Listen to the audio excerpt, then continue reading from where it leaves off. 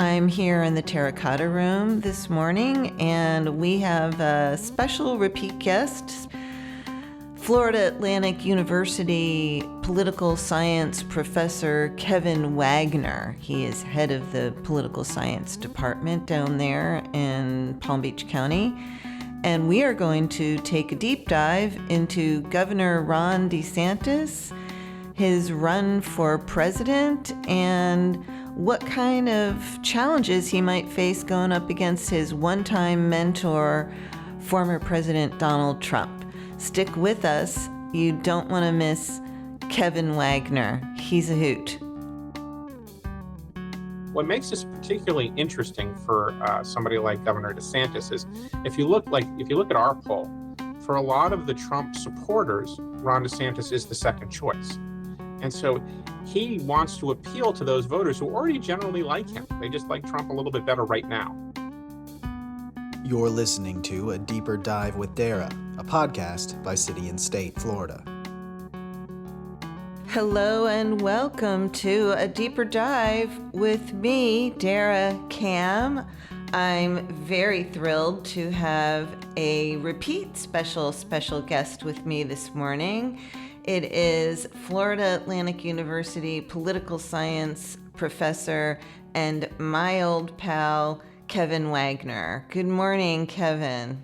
Good morning. It's always great to be back with you. Thanks. And not much to talk about politically in Florida nowadays, huh?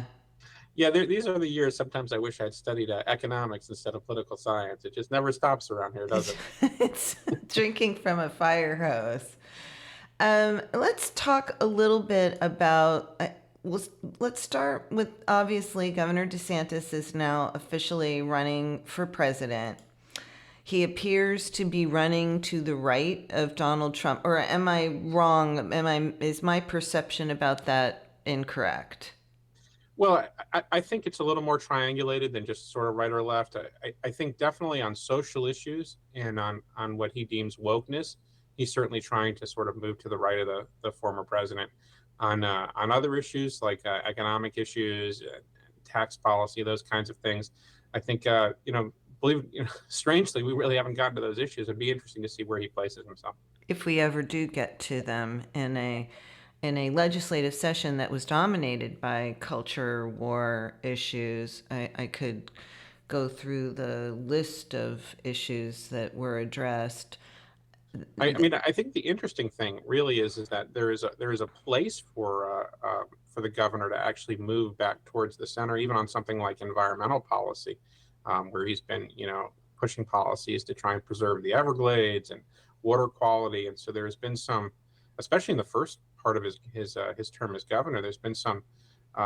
There's space there for him to sort of appeal to voters outside of that, sort of more social conservative universe. I just don't think that there's been any real attempt to do so, and that might be strategic at this point of the race. Because he needs to win over the base voters in a primary. You just did and then we can talk a little bit in a minute about how difficult that might be to pivot in the general. But what's it called? The Main Street FAU Paul-Com Lab. Main Street FAU Paul-Com Lab. Okay, so you just did a poll, and you were just sharing the results with me this morning. Can you go over what you guys found? It reflects what I've seen from other polls nationally. The good news and bad news about when you do a poll is when it's consistent with everyone else, it's a pretty good sign you probably did it right. But when it's consistent with everyone else, it doesn't tell you a whole lot more than what we already did. Right. It's the good and bad of it. But as an academic pollster, we don't come into this, as a paid consultant for one or the other. We just look at what the numbers say. So in that sense, we don't have a dog in the fight. But about, we had about 69% of registered Republican voters in Florida still say they support Trump, and 18% say they somewhat support him. So I think the baseline, especially in Florida, is that the Republican Party is still fairly strongly in Trump's corner. And when you compare the former president with a current governor who actually is quite popular in the state, the Trump gets about 6 out of 10 to about 3 out of 10 for DeSantis. So by any measure in political science, we'd say that's a pretty good lead. And it's interesting, I saw a poll recently, maybe a day or two ago, that showed that Trump's popularity nationally has grown over, was it the Marist poll? Some poll that showed that his popularity has significantly increased from what it was in December. Yeah, I mean, there's a lot of reasons for that, but I mean, one of the things that, as a pollster, and I've been doing this for a while, is whenever you're polling this far out, Yeah. most people aren't paying that much attention, especially, maybe you and I, Tara, because we follow this regularly. We could name for you all the candidates that have gotten into this race. You got to remember, for your average voter, they don't pay that much attention. So you ask them, who do you like? They go to the name that they know. And so a lot of times early horse race polling, when you're this far away from somebody voting, is basically name recognition. Mm-hmm.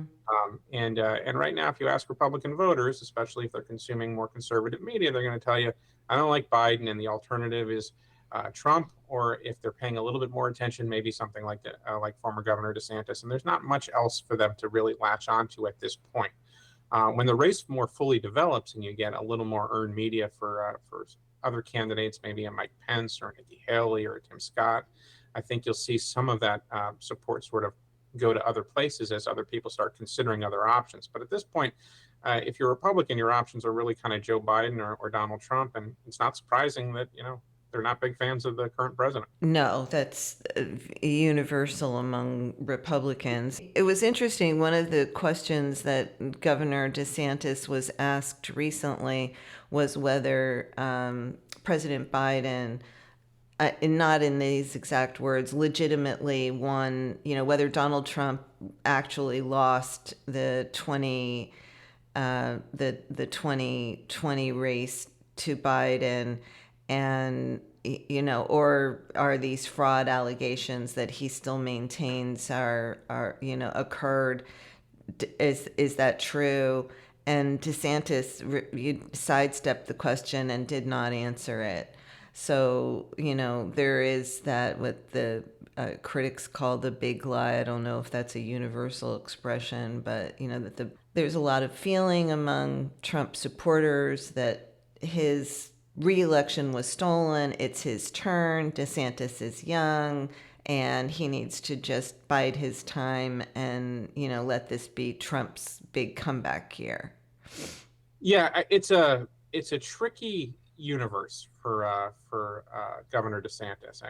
I was having a conversation with a Trump supporter, and generally, I it was a social visit, so we weren't really talking too much about politics. We're trying to avoid state politics, especially in national politics. But the conversation went to Turkey a little bit, and I mentioned that there's some question about how fair the election in Turkey was, and this gentleman immediately jumped to, well, they're not really fair here in the United States, which I think might be a bit much to compare us to sort of Turkey per se. But it does suggest to me that, especially among the supporters of the president, there is an underlying belief that he should have won. The reasoning for why he should have won, changes depending on who you ask. Was it interference? Was it counting? Was it ballots? Whatever the reason that they've adopted, they do believe that the former president should have won. And what makes this particularly interesting for somebody like Governor DeSantis is, if you look at our poll, for a lot of the Trump supporters, Ron DeSantis is the second choice, and so he wants to appeal to those voters who already generally like him. They just like Trump a little bit better right now, but they do like him. And so for him, the question is, how do I reach those voters without alienating them? And one of the problems he has is, if he goes out there and says, well, what you believe about the former president is wrong, he lost, he's not doing very well. It might be, well, that instead of those voters coming to him, and they're already inclined to do so should the opportunity present itself, they're going to dislike him for that. And so he has to thread that needle of trying to woo those voters, right, without alienating them. And that's not easy. No, and we're seeing him already kind of trapped by that, trying, and he's being goaded and has been goaded by the former president multiple times per day. The Ron DeSanctimonious, Ron DeSanctis, Meatball Ron, all these derisive names. But I mean, I don't know about you, but my inbox is constantly being overloaded by the MAGA Inc. or President. He always, it says President 45 is how he sends his emails, statements about DeSantis. One of the things that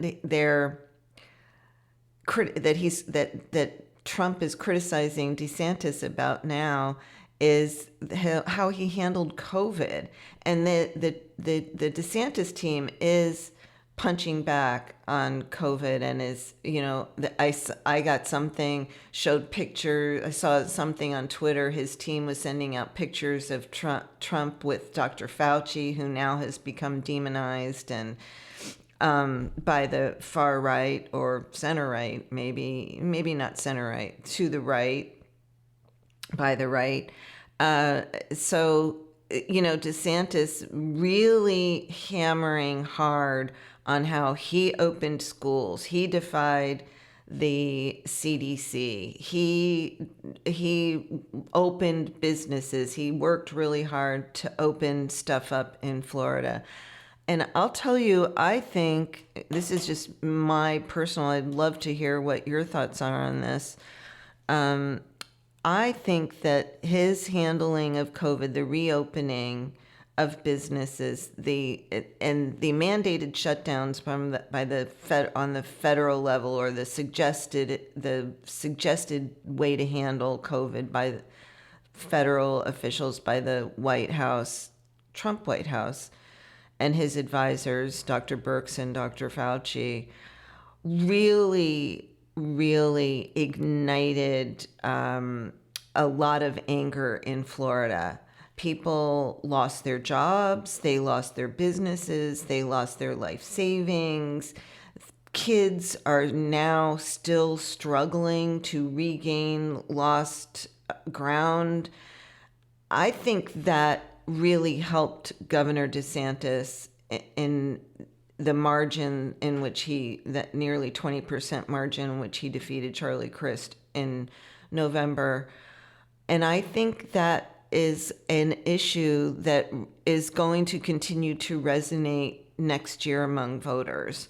What do you think about that? I think it's complicated. I would agree generally with the view that he has capitalized on this idea that he stood firm on keeping Florida open. I think the record is a little more nuanced, as honestly it probably had to be, right? Because it was an evolving pandemic and choices were made, and then some things were closed, and then there was reopening. I mean, if you look through the record, it's complicated. Right. Yes. But I think you're generally right that, I will say he did open more quickly than some other states. There were shutdowns, schools were closed, people did have to wear masks. He was advising people to get masks and vaccinations. So at some point, that history seems to have been forgotten. I didn't mean to interrupt you, but yes, it is more nuanced than, we were open and we were defiant, and I stood. That's the problem really in a political campaign, right? Which is it's not a good theme to go, well, we followed recommendations. We realized some of these recommendations were bad, and we changed them and we addressed them, and we did things to try and mitigate the economic damage when we could. That's the more nuanced story, but it's a more complicated story, as is the White House's handling of what they did and what they didn't do, and how they responded.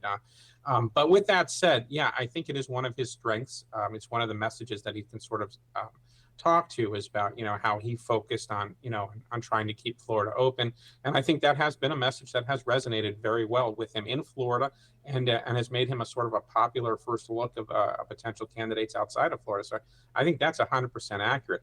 I think the problem, though, for Governor DeSantis when he's sort of competing with the former president in this space is that the Trump supporters are very loyal to Donald Trump, and when you start arguing with Trump on the issues that the former president wants to argue at, you're sort of playing on his home field advantage. And where I think Governor DeSantis probably would be a bit more effective is to sort of focus on the areas that he wants to focus on his legislative history, appealing to those voters. If he starts basically going into combat with the former president, that's exactly where the former president wants to be. And we've seen in past primaries that hasn't been very effective. When Ted Cruz tried it and when Marco Rubio tried it in the primaries, it just it didn't work very well. So I wonder whether or not that would be effective this time around, more effective than just sort of focusing on his accomplishments. It's so interesting to me that Donald Trump holds that kind of power over Republican opponents in the same way that Governor DeSantis wields power over Republicans in Florida. They're scared he's going to primary them. He basically controls three branches of government in Florida right now. He's just appointed his seventh Supreme Court he made a seventh Supreme Court appointment. I think it's 7, but there are 5 of the 7 justices right now are on the Supreme Court, were appointed by DeSantis. So he has shaped that court for the next 25 years or so. That court will reflect DeSantis's federalist ideology. The legislature bowed to him initially when they took his congressional map for the first time in Florida history. A governor drew the map for congressional districts. The legislature took it and they delivered almost every single item on his wish list this legislative session, and you could not get anyone out loud to say anything. It's very, very unusual for a Republican legislator to speak critically out loud about Governor DeSantis. So he wields that same kind of, he has the same kind of BMOC kind of rep as in the state as the president does on the national level, but that's in the state. So you're right. He's got to somehow pierce Trump's popularity among voters, woo them without alienating them. And I just don't, that to me seems like a very Herculean task. Yeah, it's tough. And, the Florida example is really kind of interesting, right? Because, those of us that have been watching Florida politics for a while, we've watched the legislature and the governor's office often wrangle with each other, even when controlled by the same party historically, and sometimes quite fiercely. Yes. Going back and forth. And so watching a legislature that is clearly following the governor's lead is kind of interesting. And so, one of the questions academically is, what's changed? What has made it like this? And I think it's a product of a couple things. One, it's the super majorities essentially that the Republicans has created sort of a lack of need to negotiate with the Democratic Party in the state at all. So it's all internal to the Republican Party, and the governor being the leader gives him particular leverage in that situation. The other thing that I don't think anyone's talking about is the power of the implications of term limits. I was just going to say term limits. Yeah. Yeah. And one of the truths that those of us that study politics know is that when you're term limited, you realize your time is short. And so you're always looking for your next job. And for a lot of the legislators, it's political jobs, and the governor, especially a governor that could very well make a rise to the White House, is a particularly good position to either help you or hurt you. And that gives him a lot of leverage as well. And it's probably worth pointing out that the line item veto in the state of Florida is a pretty effective measure to compel obedience as well, because no legislator wants their particular project in their particular area to be vetoed. So when you combine those things, the supermajority, the term limits, and the line item veto, all sort of created a particular soup of strong government power. And probably it's also worth pointing out that Governor DeSantis has illustrated repeatedly that he's not afraid to wield government power in ways to make sure that they want to follow along. Yeah, there are two things there. I don't know if it's been reported. There's been a number of reports about the governor well, there was one report about the governor's executive staff, not his campaign staff, seeking campaign contributions. But I have heard from sources about the governor's aides pushing for endorsements in advance. The governor hasn't acted on the budget yet. They wanted 100% Republican caucus endorsements. And there was the threat of your line items would be get the red pen if you didn't come out and support the governor. So he's playing, pretty hardball with these guys. The consolidation of power in the executive branch is something that the governor has, I don't want to say boasted about, but boasted about. He has expanded the use of the executive authority in ways that I don't think we've ever seen in the governor's office before. Am I wrong about that, or? No, not wrong. I mean, I think it's pretty clear that Florida has evolved into sort of a strong governor state, to borrow sort of the local government nomenclature there a little bit. Where the governor has become sort of the de facto strongest branch in government. And I think that probably will survive, this particular term. And I think we've sort of evolved in that direction because the outlying factors are important as well. The term limits, the distribution of the legislature. And if that doesn't change, I think we're probably in this kind of situation for a while. I do empathize with legislators caught between the former president and the governor, because both are known to be angry when people aren't loyal. And so, that must be for those that support both the governor and the former president, that must be a very difficult box for them to be in, especially trying to anticipate who's going to come out on top in this particular primary situation. So that must be a tough situation for at least. Yeah, it is, because they have another legislative session with DeSantis as governor. So if they want to get anything done, they are really walking a tightrope. And I know there's at least one senator, I think Senator Gruters, is supporting Donald Trump. And so we'll see what happens to his bills and what happens to him in the next legislative session. Yeah, and it's worth pointing out, by the way, that the former president also remembers people that didn't stand by him as well, and like Governor DeSantis. Yes. So. Because he claims to have made him. I mean, if he hadn't endorsed him, he'd have been a nothing. I mean, and that's Trump says that's his that argument, right? And it's not entirely unreasonably made. I think President Trump's endorsement of now Governor DeSantis was a pretty significant event in that particular race. I mean, those of us, I'm going to throw out it's funny how quickly politics, sort of fades in the background, but Putnam was perceived as the front runner in that race. Adam Putnam was the state agriculture commissioner. He was a former congressman. I believe he was the youngest member of the legislature ever elected. He was came from a citrus family, one of the scions of the citrus baron, Ben Hill Griffin, I believe. And I knew Adam Putnam. I'll show you how long in the tooth I am, as if you don't already know.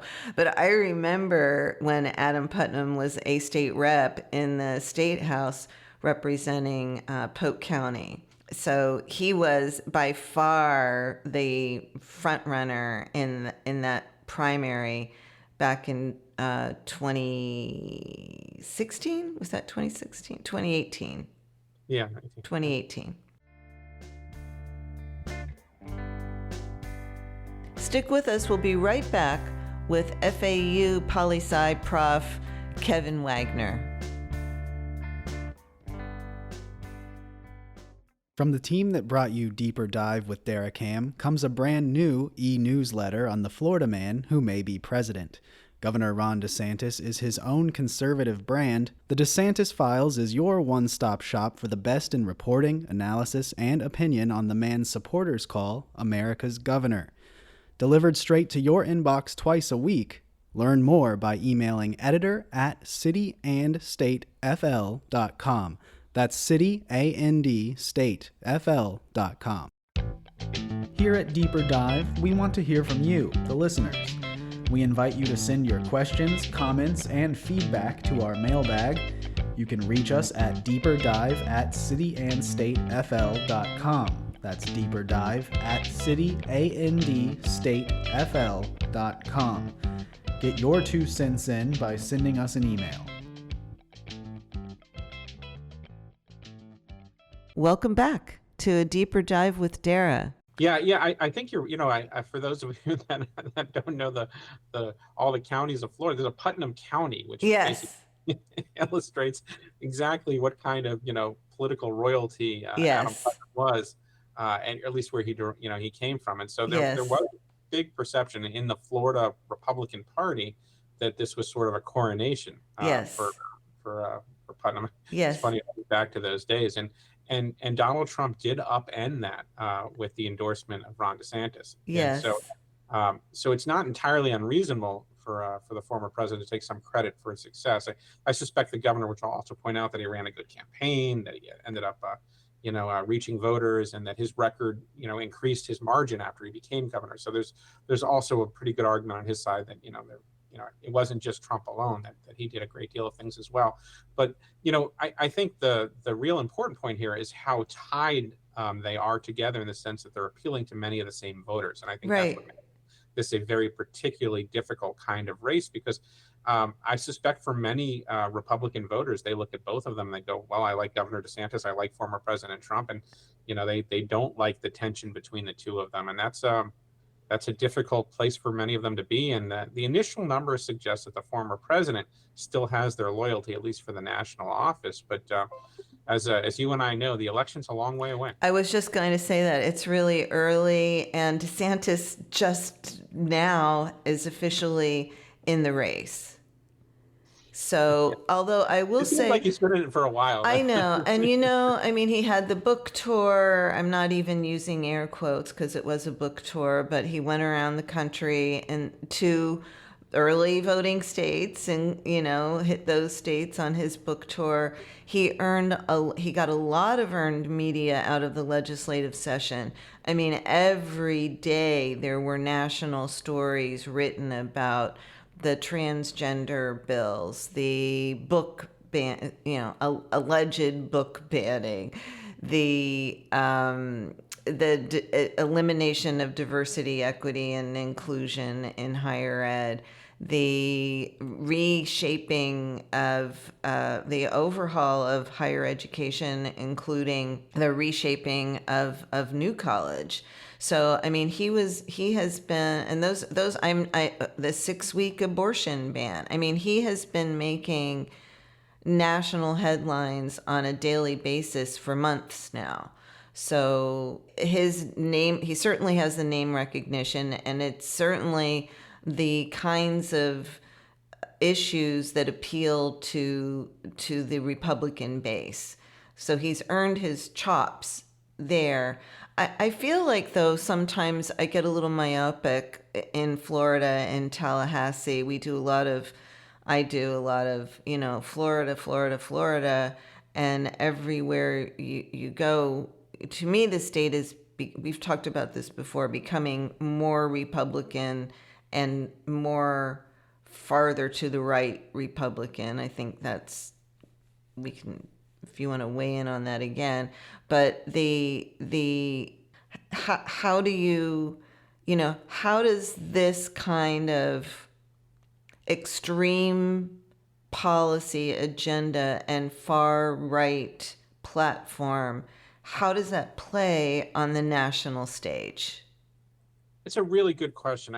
I think part of it is because, I mean, in politics, we always say you have to fight the battle that's in front of you, right? And we often think about the larger implications of some of the policy choices in Florida, and how they would play in a general election. I think that's fair. I think there are areas that he's going to have to, address in a general election if he's going to get a broader appeal, but that's not what he's fighting right now. He's trying to win primaries. And Republican primary voters in places like Iowa and New Hampshire and South Carolina that's a different kind of audience than is a general election audience. And what he has done is he has focused on what I think are pretty fundamental issues to those voters in a way that is appealing to those voters. And I think that's for a political strategist, that makes a fair amount of sense. In political science, we often teach that presidential elections are a two-step, right? Which is, you step, if you're a Democrat, you step to the left during the primary season, and then you step back to the middle during the general election. If you're a Republican, you step to more conservative voters, and then you step back to the middle. The problem, though, in more recent election cycles is that that's a considerably harder thing to do.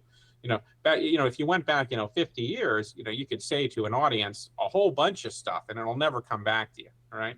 But today, everything is recorded, everything is immediately online, and it's cut and put into little videos on YouTube. And so it's very, very hard to do that sort of speak one thing to one audience and speak one thing to the other audience. There's an old, sort of famous, maybe even not terribly accurate, but sort of fun story about how Bill Clinton was one of the most effective to go speak to labor groups in the morning and then business groups in the afternoon and tell them completely different things. But that's sort of how politics kind of works. So you talk to your audience. But the problem today really is that it's very, very hard to sort of speak different messages to different groups because everybody hears everything. And even remember Mitt Romney got in trouble for the private, speech he gave. I think it was in Palm Beach where somebody recorded part of it and it became sort of this big sort of news story. The funny part is what Romney did wasn't that unusual, which is you tell the group what they want to hear. Right. Even if you don't necessarily think that that's a central part of your campaign, but it's so hard to do the two-step now that candidates are stuck. But isn't it even harder when you have when the platform is so far more to the extreme? I am a wordsmith. when they have embraced such extreme policies, and a 6-week ban on abortion. Okay, then you run for, which essentially means very few women are going to have access to abortion because they won't know that they're pregnant by 6 weeks. Then you pivot, I guess, to the center by saying, well, it's something that we need to leave up to the states. But on this anti-trans agenda, on the exclusion of DEI, the diversity, equity, and inclusion programs and services, I don't know how you shift away from that. I mean, I don't know how you can centerize that. Yeah, I don't think that that's really the strategy anymore. And I think even though we sort of talk about it because it's historically been the way the strategy is, I think for the most part, the nature of modern campaigning is not to try and focus on the middle voters anymore. It used that was the textbook, right? That about a third of the voters are strong Republicans, a third of the voters are strong Democrats, and a third of the voters are in the middle. And so whoever wins that middle vote is the one that wins the presidency. That's sort of the old textbook teaching. It's not really that anymore. Primarily what you do is you focus on those voters that you can appeal to, and you try and turn them out in higher numbers. So it becomes a turnout operation. One of the things that the data has illustrated to us is that middle voters are often non-voters. Right? In other words, they're conflicted enough that they choose not to vote, or they don't decide, or the amount of time and money invested in trying to persuade them isn't economical. It's much more effective to identify voters that are already predisposed to generally like you, and then to get them to turn out in higher numbers. That was the strategy that Karl Rove sort of developed back for George W. Bush. This idea. I mean, I remember, I don't know if you remember that campaign, but I remember there was an event down here for George W. Bush, and in order to go to the event, you had to get a ticket from the Republican Party. And I remember thinking to myself at the time, I'm like, that seems odd. If you're trying to appeal to voters, you want everyone to come, right? So you can talk to them and persuade them. But as I came to understand, it really wasn't about persuading at the event. It was about creating enthusiasm among voters that were already predisposed to vote for you, and also creating media events where everyone is cheering for you, because media events where people are booing you is optics, right? So it was about optics and enthusiasm. And that strategy really with the internet now and how we can target on the internet so narrowly has really become the way that we run for office. The downside of that approach is because you're not really appealing to the middle voters anymore, either on the left or the right, you alienate a lot of people who feel like, I don't feel connected to this system at all. And that's where a lot of people actually feel. It also makes it hard to govern, right? Because if you spent all your time with your voters rather than trying to appeal more broadly, it's hard to create coalitions to get things done. So it creates a governance problem as well. Well, we're right smack dab in the middle of that right now as we're speaking, where there's a debt ceiling crisis looming. I believe they have worked that out. But yeah, the art of... Right? But think right, Dara, think about what the challenge is, right? If you spent your time campaigning for office by saying the other side is really, really, really bad, and that your ideas are really the only ones that make any sense, and that you have to put me in a position to make choices because only I can save us from them. Remember, everybody always talks about the other side in the most extreme, it's a turning point. The soul of the nation is it. It's the end of everything, right? Right. If this other side, so you should characterize them to your voters as somebody that cannot be trusted to wield any power whatsoever. Then how do you go back to them a couple of years later and go, well, look, we made this great deal with the other side. They get a little something. And everyone goes, but I thought this was an absolutist universe, right? Where if we don't win, the end is near. And that kind of dynamic really makes governance almost impossible, especially when you consider our system was designed on compromise. It literally requires compromise to operate. We've divided powers between two different congressional bodies, right? The Senate and the House, and then you have the president, and then you have the Supreme Court, and all these different sort of places where power gets diffused. If you cannot cooperate across branches of government, it's almost impossible to get anything done. And then, and that's good for campaigning, right? Because you go, look, Washington's terrible. Send me there and I'll fix it. But that's part of the reason it's terrible, because of how we campaign to get there. So now that we are in our tribal corners and the art of negotiation is, verboten, have we broken the system? Is the system broken? Yeah, I hate to be an absolutist because I don't think there's any way if we say it's broken and then where do we go from there? I think there are significant problems. I think one of the things, I would say to the people watching this video, because you're obviously, highly interested in politics, you and I both have interacted with a number of people in office, both Republicans and Democrats, of come from different places and different things. And while there are some people up there that are, literally sort of our caricature of bad politicians, there are a lot of people that are actually up there, trying to do good things, or they're trying to legislate, they're trying to get things done, on both sides of the aisle. So I think there is room for us to work this out, right? And to figure out that because somebody has a different way of viewing things doesn't mean that they're bad. It means they have different ideas, and some of their ideas might be good. No one has a monopoly on good ideas. Some of their ideas might be bad, and I have to oppose them. That's why we have legislation, we have votes, and we have elections. But we have to be able to work these things out in a civil place in the legislative process. And I think we all have to make a commitment to doing that. Otherwise, there is no other solution out there other than ones that are extrajudicial. And I don't think anyone wants to go there. At least any reasonable people want to go there. Well, I have a lot of thoughts about that, but let me just ask you one. More optimistic than you wanted to be. You are more not that I want it to be. I mean, I'm glad. I appreciate your optimism. I feel so jaded and cynical after doing this for so long that it's hard for me to see a way out. It's hard for me to envision that this is not a system that is in decline and is doomed for failure, but I could be wrong. And so what? So what if it fails, I mean, it probably won't happen in my lifetime, but, well, I certainly, as somebody who's dedicated their life to the study of American government, I certainly hope it does not fail. Yeah. But I was joking. I hope it doesn't fail either.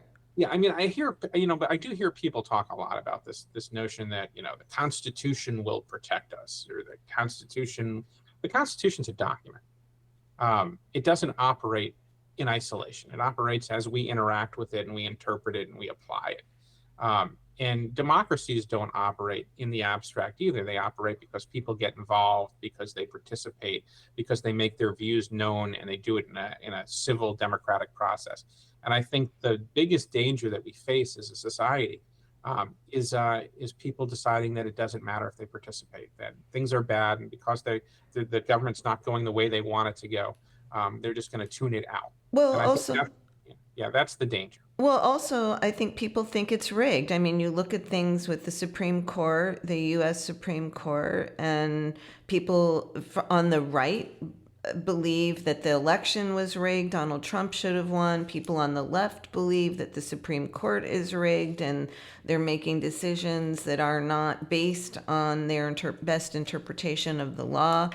You've got, as you say, the levers of power have been consolidated in the courts with appointments. You've got Republican Senate that refused to make judicial appointments under President Obama. So, I mean, there are a lot of pressures on a system that I think was not, that the founders did not envision when they crafted the framework for our version of democracy.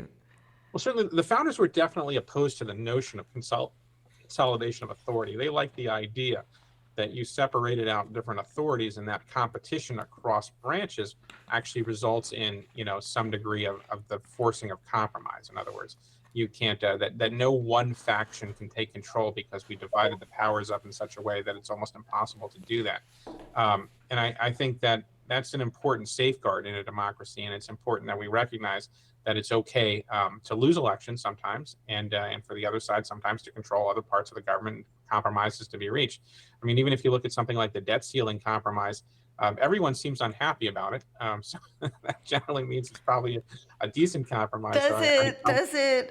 I don't know. Whenever anybody passes a piece of legislation and they say nobody likes it, therefore it's good, I'm not with you. I'm not going to support you on that. Yeah, it is a simplistic version of what that means. I will grant you, but I do like the notion of different sides generally working together to get things accomplished. Yeah. I think that's an inherently good thing. I think your identification of the courts, that's a new universe. Like, if you look at public opinion measures of the Supreme Court in particular, it's historically been our most popular branch of government, period.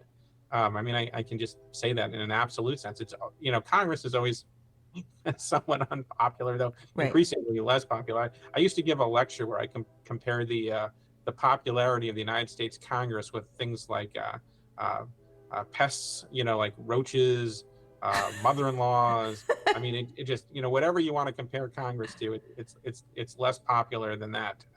But the courts have always historically been very popular because the perception of the court, the Supreme Court in particular, has been that it is not partisan, that it is the voice of the Constitution, which we hopefully we respect in this country.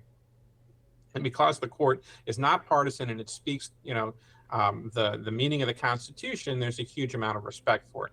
The belief now increasingly is that the court is highly partisan, and because it is partisan, is making political decisions, and you can see the approval ratings for the court have gone down very, very sharply. I think sometimes political leaders get caught up in the winning the political battle and don't think about the long-term damage. The decision, for example, not to even give Barack Obama's nomination of Merrick Garland a hearing really hurt the viability of the court as a neutral entity, right? I think actually the Senate might have been better to give a hearing and then to vote, and then maybe reject the nomination by vote for whatever reason they did. But by not even giving it a hearing, it suggested that the fix was in for the placement of the court. And then, of course, to put Coney Barrett on the court while people were voting in the next election after having argued we shouldn't do this during an election year. Yeah, another real kind of problem. But I suspect to many of the members that supported that, they were thinking this is an important thing that we can do to change the direction of the court for a long time, and they were right about that. But in doing that, they damaged people's perception of the court as being neutral. And one of the things that political scientists study about the courts, I mean, there's all kinds of books about the court, but the power of the court is often a power based upon the perception of neutrality. That's what makes the court so powerful. The one of the more famous books about the Supreme Court is called The Least Dangerous Branch. But the idea is that they can make a decision, but the power of that decision is based on the willingness of the other branches of government and the people to accept their right to do so. Right. If you remember when Al Gore lost that big Supreme Court decision about the election in Florida, of all places, right? He gave a concession speech in which he suggested, well, I didn't agree with the decision, but I respect it. Yes. Right? That was the term. I respect it, right? Yes. That respect is what gives the court great authority. And when people start looking at the court and going, you know what, they're just as partisan as the legislature, that is highly damaging. And then it gives room for, other politicians, maybe a future president, to go, this court has no more right to decide this than I do, right? And that's dangerous. Right. And I don't think they were thinking about the implications of that when they decided, we can make a shift here in a way that really helps us politically. Yeah. Before we close, I'm really glad that we got to discuss the judicial branch. Thank you for that. I wanted to ask about Democrats, because there still are Democrats. Are we still talking about them? Right, they still have some role. Nikki Fried now lost the primary to Charlie Crist. She's now the chair of the Florida Democratic Party. What role are the Democrats going to play, if any, over the next several months, leading, throughout the primaries, other than just like gleefully standing on the sidelines while Trump and DeSantis and whoever else dukes it out? Well, it wasn't that long ago that you and I were talking about Florida as a battleground state. Right. It seems like ancient history, but it really wasn't that long ago. There are, the state of Florida is very important to the Democratic Party for a couple of reasons. One is it's very important to both the Democratic Party and the Republican Party for this particular reason. It's a huge fundraising location. So both the Democrats and Republicans will come here regularly. I was just talking to a friend of mine. He's like, why do all the politicians always seem to visit Palm Beach? I'm like, do the math, my friend. Yeah. It's a lot of money here. Yeah. So even when Republicans weren't winning this state, they were down here, fundraising. So of course. You will always see them here. The electoral map for Florida is also really, really important. You can come up with electoral maps where Democrats win and don't win Florida. The last election, for example, right? Show me an electoral map where a Republican wins the presidency and doesn't include Florida, and you're going to have a much more challenging universe. So Florida really is a linchpin state for the future of presidential elections under the Electoral College because of the way that it goes there. And so Democrats would be foolish to concede it, right? Especially because the truth of the matter is that there are millions of Democratic voters in this state. The problem that Democrats have had is that they've lost a bunch of close elections, and I think it has demoralized Democratic voters in the state to the extent that if you see in more recent election cycles, Democratic turnout has been poor. Given the right circumstances, with a good turnout effort and a good candidate that can have some cross-party appeal, especially to independent and even some more of the moderate conservative voters, a Democrat could conceivably win this state, right? Barack Obama won the state not that long ago. Twice. With that said, it's a bit of an uphill battle. I think we are less a purple state and more of a light red state. But we're a light red state where Democrats under the right circumstances can win. The problem, of course, is that that's going to require a great deal of investment of time, energy, and let's just call it resources, right? Which is you got to have money, you got to be out there registering voters, you've got to participate, you've got to get higher rates of participation among Democratic groups that often don't participate particularly well, and that's going to take a lot of time and effort. And I think we were talking about long-term, short-term problems. For Democrats, that is a long-term commitment that may not have a lot of short-term benefit. And the problem with elections, with the way that we deal with elections these days, is that nobody wants to do long-term solutions. They want to do, well, if I can spend all this money in Florida and it won't necessarily guarantee anything in the next election cycle, but but I could spend this money in a smaller state, maybe win that state. So I'm not going to bother with Florida. And then that makes the problem even worse for Democrats going forward. And of course, worth pointing out that, the new ways, that the legislature has sort of divided up the state in ways, and the rules they put on here have made it harder and more resource intensive for Democrats to try and operate here. So, yeah, they'd have to make that commitment. And I don't know if you've seen it, but I haven't seen it. No, I haven't. And I don't think that Florida, I think you're right. I mean, every Democratic consultant and Republican consultant, everyone I've spoken to, like you, says that it's a long-term investment in Florida. This is not going, they're not going to turn it around, turn Florida blue in 2 or 3 or 4 election cycles. It is a long road. It took Republicans quite the while to gain supermajorities in both chambers. I remember when Dan Webster was, they did it incrementally. So we'll have to wait and see. Quick question before we wrap up. Andrew Gillum, I was covering his That's a name I wasn't expecting to hear today. I thought I'd mix it up a little bit. Andrew Gillum, you're a political scientist. Is he done for politically, or do you think that he'll be a phoenix rising from the ashes, since he was vindicated with a mistrial, acquittal? I'm asking you. I'm asking the questions now. So, in his mind, I will say that he says he's vindicated. I'm not a predictor per se.